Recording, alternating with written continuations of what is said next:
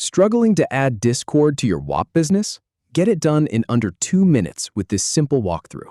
I'll show you exactly where to click, from opening your business to previewing the final result. Let's dive in. Start by opening your Whop business dashboard.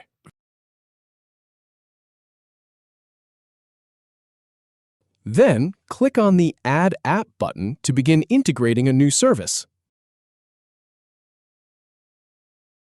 In the app search, type Discord and select it from the results. Now click the Add button to proceed with the integration.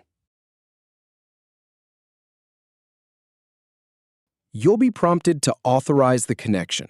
Click Continue with Discord. Once connected, you can open the settings or preview as a member.